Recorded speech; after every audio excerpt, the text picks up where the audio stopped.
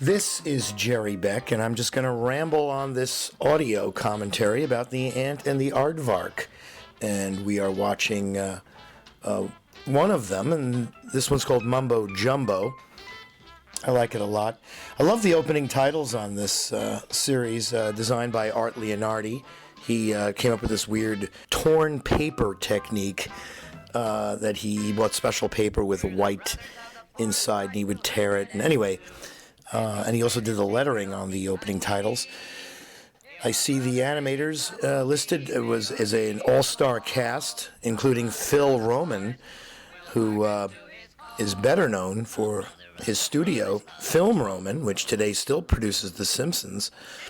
Phil, of course, through his studio, did the Garfield TV show and TV specials for many, many years. And he was a veteran animator who started in the late 50s on Bozo the Clown and King Leonardo, Calvin and the Colonel. Ended up working for Chuck Jones at MGM on The Dot and the Line and The Grinch. And worked his way up to working with Bill Melendez on the Peanuts specials, and then had his own idea to do the Garfield specials, which started his studio. But speaking of the ant and the aardvark, now all I got to do is wait for the food to arrive. Well, looky here, a picnic. I'm just gonna grab me a little snack before I turn in. That's funny. I had the same idea. Okay, Ant, you got any last words? this is an interesting cartoon because the plot seems to have borrowed slightly the premise from the MGM Tom and Jerry cartoon Jerry and Jumbo, which in that cartoon, little Jerry is befriended by a little elephant, or big elephant, and which confounds Tom. And we have a similar situation here where the ant and an elephant become buddies to do nothing to ultimately confound that Jackie Mason-ish aardvark. And of course, with the ant and the aardvark, we have to mention that there are voices by John Biner, who is doing sort of a Jackie Mason and a Dean Martin for the ant.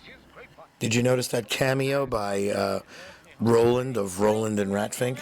Little buddy, we're large brothers, ain't we? I'm counting on you to break up a beautiful friendship. Do your stuff now. A mouse.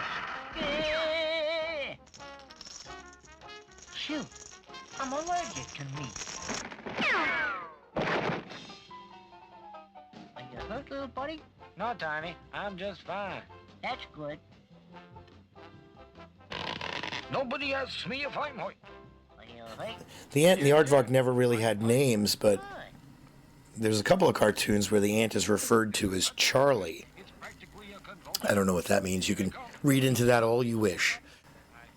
Interestingly enough, on this particular series of cartoons, the music credit for the really nice jazzy theme by Doug Goodwin. It's interesting because this may be the only short cartoon series where they actually credit all the musicians in the little combo, in the jazz combo. Bassist Ray Brown, trumpeter Pete Condoli, pianist Jimmy Rolls, trombonist Billy Byers, drummer Shelly Mann, and guitarist Tommy Tedesco. Unbelievable. Great music in the backgrounds.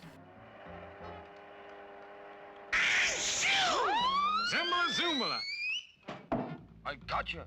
The animators involved here are amazing, and Manny Gould did the first scenes with the elephant. You can tell the drawings here there's a difference. There's a difference between funny drawings and bad drawings. And this cartoon has funny drawings. If you really look at this frame by frame or just enjoy it as it is, it really comes through. There's real delight in this series. And of course, those drawings are really based off of the designs of the characters by Corny Cole.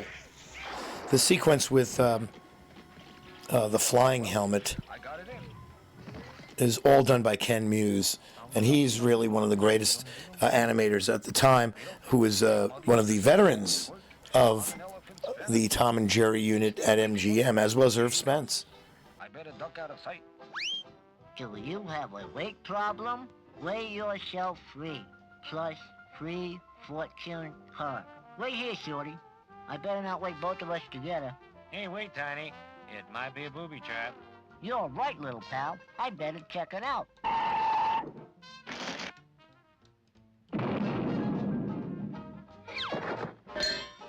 Free fortune. You should have stayed in bed. The original storyboards for the Etny Aardvark, the very first entries, have a pretty ugly-looking aardvark and a very nondescript ant.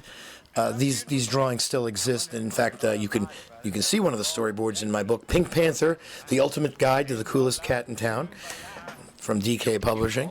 We printed a couple of the original storyboards, and the aardvark's just a big lump. And it was designer Corny Cole who really gave this series its distinctive look. I'd like to thank Mike Kazala for brainstorming with me on what to talk about on the Patty Freeling cartoons. Thanks.